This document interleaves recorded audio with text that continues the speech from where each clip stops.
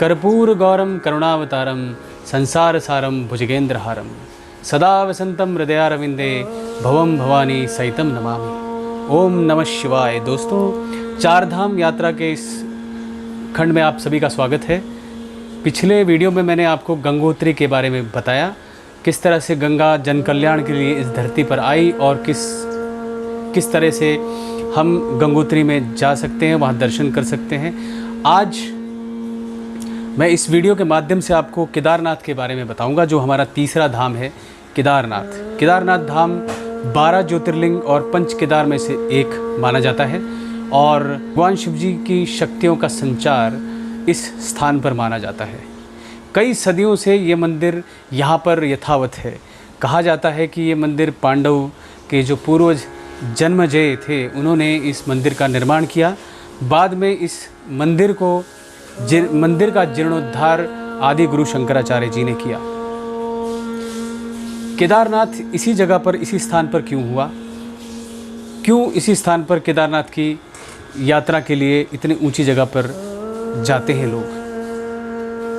केदारनाथ, जैसे कि मैंने आपको कई वीडियो में बता चुका हूं कि शिव और शक्ति का जहां पर संचार होगा, वहीं पर शिवस्थली होगी। प्रकृति की गोद में बसा हुआ ये स्थान केदारखंड कहलाता है। केदारखंड का एक भाग विष्णु जी को दिया गया, क्योंकि उन्होंने तपस्वी रूप में यहाँ पर किसी प्रयोजन के लिए तपस्या करनी थी। वो स्थान जो भगवान विष्णु को दिया गया वो बद्रीनाथ कहलाया। इसी प्रकार यहाँ पर केदारनाथ धाम की स्थापना हुई। और ये कैसे वजूद में आया, इसकी एक कथा है। पंच केदार कथा में इसका वर्णन मिलता है। महाभारत में विजय प्राप्त करके पांडव जब शिवजी से आशीर्वाद लेने के लिए काशी की ओर रवाना हुए, तो शिवजी उनसे रुष्ट हो चुके थे, क्योंकि उन्होंने अपने भाइयों की हत्या की थी। उनकी कुल हत्या का पाप लग चुका था, तो उनको दर्शन नहीं देना है, ये सोचकर वो हिमालय की ओर प्रस्थान कर गए। जब पांडव वहाँ काशी की तरफ आए, काशी में आए, तो उन्होंने देखा शिवजी यहाँ नहीं है, वो तो हिमालय की तरफ चले गए। तो वो भी शिवजी की तलाश में हिमालय की ओर चल पड़े। इसी प्रकार से जब वो चारों तरफ ढूंढते हुए जब केदारखंड में पहुँचे, तो वहाँ पर उन्होंने देखा कि चारों तरफ हरी हरियाली, हरी घास और बीच में जानवर चर रहे हैं। हो ना हो, इन्हीं जानवरों के बीच में से शिवजी ज़रूर होंगे। और शिवजी ने भी क्या किया था, शिवजी ने पांडवों को दर्शन नहीं देना है, इस करके उन्होंने बैल का रूप धारण कर लिया और उन्हीं जानवरों के बीच में जा छुपे। अब शिवजी को कैसे ढूंढा जाए, तो भीम ने एक योजना बनाई, विशाल रूप धारण कर लिया और 2 चट्टान के ऊपर खड़े हो गए। जो जानवर उनकी जांघ के नीचे से जाएगा वो तो आम जानवर होगा, और जो नहीं जाएगा वो देव ही होगा, यानी वो महादेव ही होंगे। इस प्रकार महादेव को ढूंढने का उनका प्रयोजन था, जो कि काफ़ी हद तक सफल हुआ। सारे जानवर चले गए, सिर्फ एक बैल वहाँ पर खड़ा रह गया। तो भीम ने उन्हें पहचान लिया और उनकी ओर दौड़ पड़े। जैसे ही उनको पकड़ना चाहा, उनकी पीठ पकड़ पाए और उसी जगह पर बैल रूपी भगवान शंकर समाहित हो गए धरती में। भगवान शंकर का जो ऊपर का जो भाग था, वो त्रिकोण रूपी शिवलिंग के रूप में आज भी वहाँ पूजा जाता है। और उसी प्रकार से उनके जो कई भाग हैं वो अलग अलग स्थानों में निकले, जिनको आज पंच केदार कहा जाता है। कल्पेश्वर, मदमहेश्वर, रुद्रनाथ, तुंगनाथ और केदारनाथ, ये 5 केदार माने जाते हैं।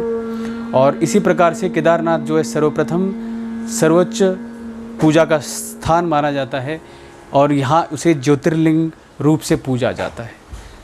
बाद में पांडवों ने शिव की स्तुति की, उनको प्रसन्न किया। शिव जी प्रसन्न हुए और उन्होंने शिवलोक गमन का रास्ता बताया। उसी शिवलोक गमन के लिए यहाँ पर पूजा पाठ इत्यादि की जाती है और अभिषेक किया जाता है। वही केदारनाथ आने वाले यात्रियों को एक रात यहाँ पे रुकना अनिवार्य हो जाता है।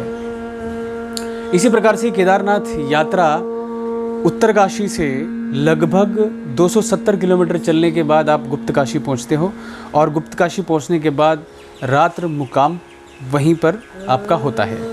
बीच में आपको रुद्रप्रयाग नामक जगह पे अलकनंदा और मंदाकिनी का संगम मिलेगा। मंदाकिनी नदी वो नदी है जो केदारनाथ के पीछे ग्लेशियर से आती है और वो केदारनाथ के पास से होती हुई सीधा नीचे रुद्रप्रयाग में अलकनंदा से मिलती है। इस तरह से इस जलधरा का मिलन अलकनंदा से वहाँ हुआ और अलकनंदा का मिलन भगीरथी के साथ देवप्रयाग में जाके हुआ। इसी प्रकार उत्तरकाशी से जब हम गुप्तकाशी पहुँचते हैं, अगले दिन गुप्तकाशी से लगभग 40 किलोमीटर की दूरी तय करके हम लोग गौरीकुंड पहुँचेंगे। गौरीकुंड से पैदल रास्ता है, आजकल वो पैदल भी रास्ता 20 किलोमीटर 21 किलोमीटर का हो चुका है और लगभग आपको केदारनाथ पहुँचने के लिए पूरा दिन लग जाएगा। केदारनाथ की ऊंचाई लगभग समुद्र तल से 12,500 फुट ऊंचाई पर है, इसलिए यात्रियों को कभी थोड़ा स्वास्थ्य का भी ध्यान रखना पड़ता है। ऑक्सीजन की कमी होने के कारण यहाँ पे कई परेशानियाँ भी आ सकती हैं, जिसके लिए आपको पहले से ही तैयार रहना चाहिए। ये निर्देश आपको पहले से ही आपके संचालक द्वारा दिए जाते हैं। यहाँ पर दूसरी व्यवस्था है, पैदल अगर नहीं जाते हैं तो आपको दूसरी व्यवस्था है जो घोड़े पालकी से जाया जा सकता है, और या यहाँ पर हेलीकॉप्टर कंपनियाँ हैं जो यहाँ पर लगातार चलती रहती हैं। उसके बाद रात को मुक्काम करने के बाद अगले दिन आप अभिषेक करके वापस गौरीकुंड में आ जाएं। गौरीकुंड से नंदप्रयाग, और नंदप्रयाग से अगर आपके पास समय है तो आप त्रिजुगी नारायण के दर्शन कर सकते हैं। त्रिजुगी नारायण वहाँ से 14 किलोमीटर की दूरी पर है, जहाँ पर शिवजी और पार्वती का विवाह हुआ था, वो स्थान आज भी वहाँ पर है। वहाँ पर वो धुनी, वो अग्नि अभी भी प्रज्वलित है जो उस समय से है। मान्यता है कि वहाँ पर अपने परिवार के नाम से आप उस धुनी में लकड़ी डाल सकते हैं और अपना नाम वहाँ उस मंदिर में दर्ज करा सकते हैं। बहुत ही खूबसूरत जगह है, आप ज़रूर जाएं। त्रिजुगी नारायण के बाद हम वापस गुप्तकाशी में आते हैं और गुप्तकाशी में मंदिर है अर्धनारीश्वर का। उसी प्रकार से दर्शन करने के बाद हम गुप्तकाशी में रात्रि मुक्काम करते हैं और अगले दिन हम बद्रीनाथ के लिए रवाना होंगे। और इसी प्रकार केदारनाथ का ये वर्णन यहीं समाप्त होता है। आशा है आपको अच्छा लगा होगा। धन्यवाद। ओम नमः शिवाय।